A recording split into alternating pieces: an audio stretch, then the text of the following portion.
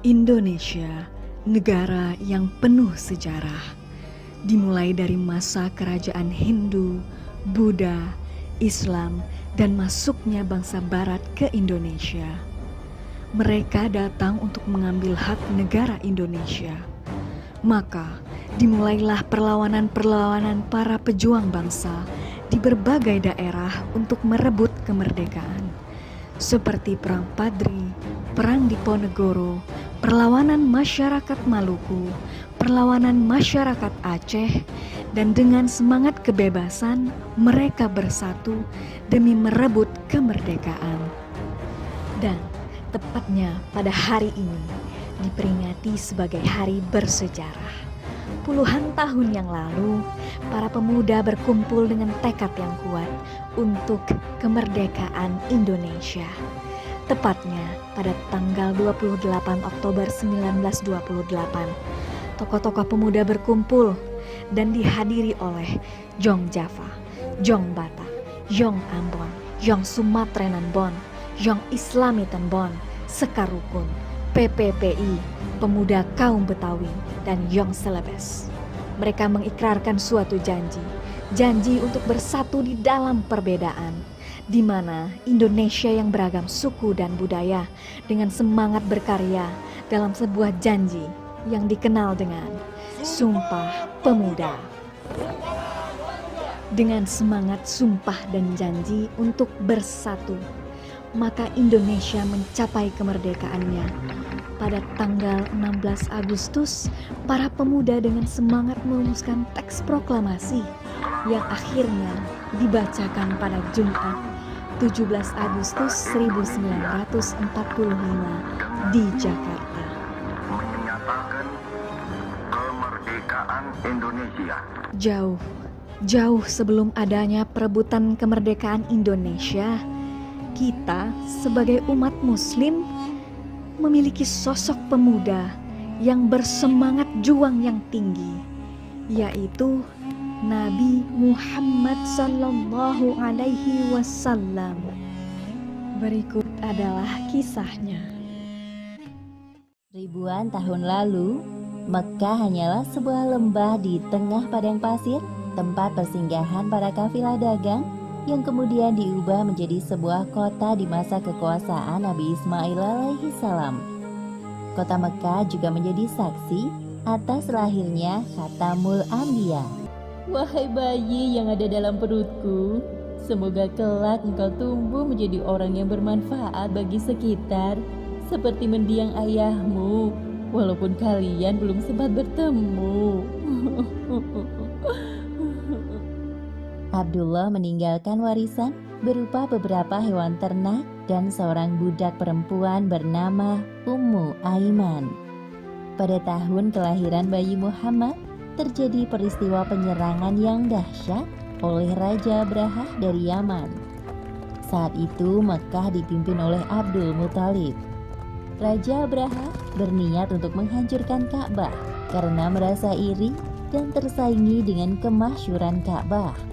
Namun Allah Subhanahu wa Ta'ala menggagalkan penyerangan Abrahah beserta pasukan gajahnya.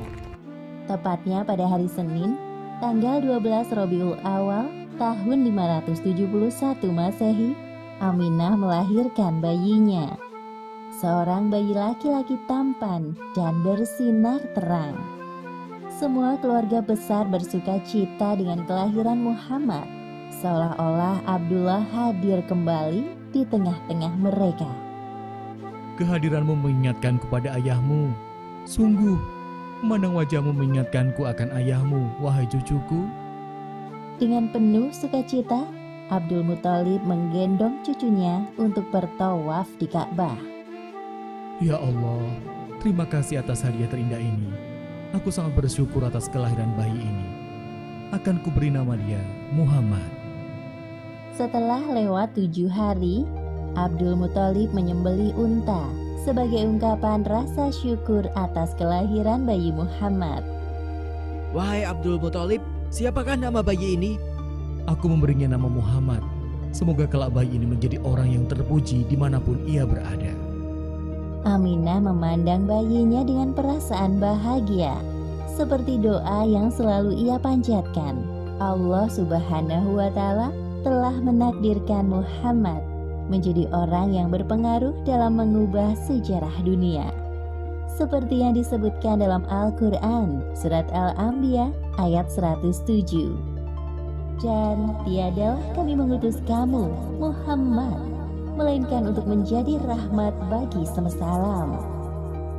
Demikianlah akhir kisah lahirnya Nabi terakhir, Muhammad Sallallahu Alaihi Wasallam.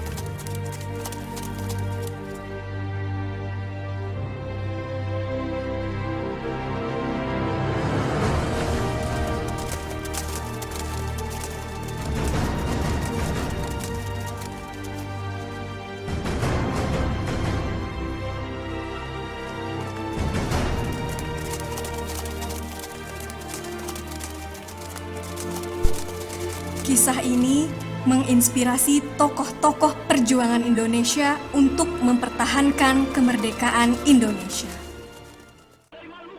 Soekarno pernah berkata, bangsa yang besar adalah bangsa yang menghargai jasa para pahlawan. Tahukah Ananda apa yang terjadi pada tanggal 10 November? Ketika kemerdekaan sudah di tangan, masih ada bangsa yang mengganggu kemerdekaan kita. Dan puncaknya pada tanggal 10 November 1945, masyarakat Indonesia bergerak dan bersatu mengusir sekutu. Dengan semangat takbir,